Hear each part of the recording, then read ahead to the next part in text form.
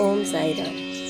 श्री साई सच्चरित्र अध्याय 37 भाग 2 चावड़ी समारोह। बाबा के शयनगार का वर्णन पहले ही हो चुका है। वे एक दिन मस्जिद में और दूसरे दिन चावड़ी में विश्राम किया करते थे और यह कार्यक्रम उनकी महासमाधि पर्यंत चालू रहा। भक्तों ने चावड़ी में नियमित रूप से उनका पूजन अर्चन 10 दिसंबर सन 1909 से आरंभ कर दिया था। अब उनके चरणाम्बुजों का ध्यान कर हम चावड़ी के समारोह का वर्णन करेंगे। इतना मनमोहक दृश्य था कि देखने वाले ठिठक ठिठक कर रह जाते थे और अपनी सुध बुध भूल यही आकांक्षा करते थे कि यह दृश्य कभी आंखों से ओझल ना हो। जब चावड़ी में विश्राम करने की उनकी नियमित रात्रि आती तो उस रात्रि को भक्तों का अपार जन समुदाय मस्जिद के सभा मंडप में एकत्रित होकर घंटों तक भजन किया करता था। उस मंडप के एक ओर सुसज्जित रथ रखा रहता था और दूसरी ओर तुलसी वृंदावन था। सारे रसिक जन सभा मंडप में ताल, चिपलिस, करताल, मृदंग, खंजरी और ढोल आदि नाना प्रकार के वाद्य लेकर भजन आरंभ कर देते थे। इन सभी भजनानंदी भक्तों को चुंबक के समान आकर्षित करने वाले तो श्री साईं बाबा ही थे। मस्जिद के आंगन को देखो तो भक्तगण बड़ी उमंगों से नाना प्रकार के मंगल कार्य संपन्न करने में संलग्न थे। कोई तोरण बांधकर दीपक जला रहे थे तो कोई पालकी और रथ का श्रृंगार कर निशान आदि हाथों में लिए हुए थे। कहीं कहीं श्री साईं बाबा की जय जयकार से आकाश मंडल गुंजायमान हो रहा था। दीपों के प्रकाश से जगमगाती मस्जिद ऐसी प्रतीत हो रही थी मानो आज मंगलदायिनी दीपावली स्वयं शिरडी में आकर विराजित हो गई हो। मस्जिद के बाहर दृष्टिपात किया तो द्वार पर ही श्री साईं बाबा का पूर्ण सुसज्जित घोड़ा श्याम सुंदर खड़ा था। श्री साईं बाबा अपनी गादी पर शांत मुद्रा में विराजित थे कि इसी बीच भक्त मंडली सहित तात्या पाटिल ने आकर उन्हें तैयार होने की सूचना देते हुए उठने में सहायता की। घनिष्ठ संबंध होने के कारण तात्या पाटिल उन्हें मामा कहकर संबोधित किया करते थे। बाबा सदैव की भांति अपनी वही कफनी पहनकर, बगल में सटका दबाकर, चिलम और तंबाकू साथ लेकर, कंधे पर एक कपड़ा डालकर चलने को तैयार हो गए। तभी तात्या पाटिल ने उनके कंधों पर एक सुनहरा जरी का शेला डाल दिया।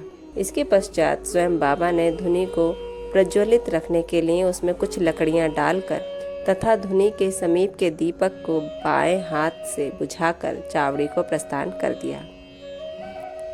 अब नाना प्रकार के वाद्य बजने आरंभ हो गए और उनसे विविध स्वर निकलने लगे।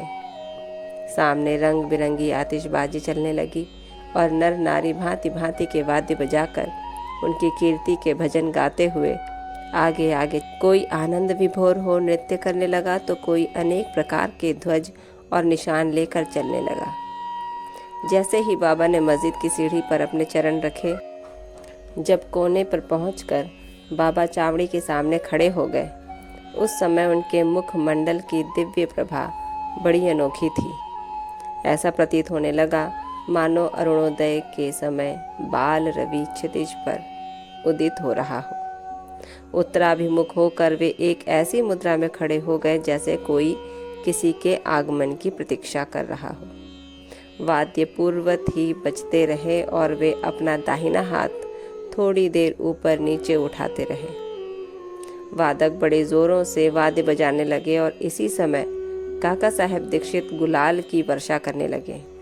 बाबा के मुखमंडल पर रक्तिम आभा जगमगाने लगी और सब लोग तृप्त हृदय होकर उस रस माधुरी का आस्वादन करने लगे। इस मनमोहक दृश्य और अवसर का वर्णन शब्दों में करने में लेखनी असमर्थ है।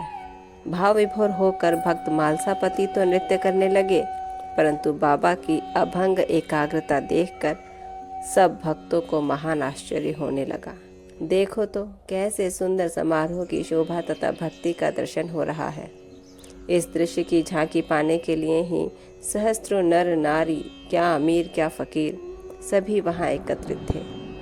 अब बाबा मंद मंद गति से आगे बढ़ने लगे और चारों ओर प्रसन्नता का वातावरण दिखाई पड़ने लगा।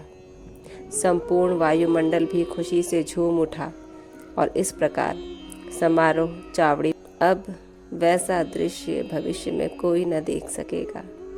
अब तो केवल उसकी याद करके आंखों के सम्मुख उस मनोरम अतीत की कल्पना से ही हमें अपने हृदय की प्यास शांत करनी पड़ेगी। ओम साई राम। चावड़ी के समारोह का वर्णन करने से हमें उस समय के बारे में पता चलता है कि कितने जोर शोर से बाबा का चावड़ी जुलूस निकलता था।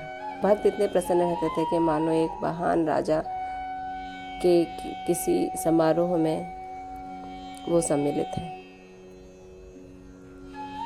ये दृश्य अब हमें कभी देखने को नहीं मिल सकता, लेकिन शिरडी में अब भी चावड़ी यात्रा निकाली जाती है जिसमें सम्मिलित होकर हम उस दृश्य का आनंद उठा सकते हैं।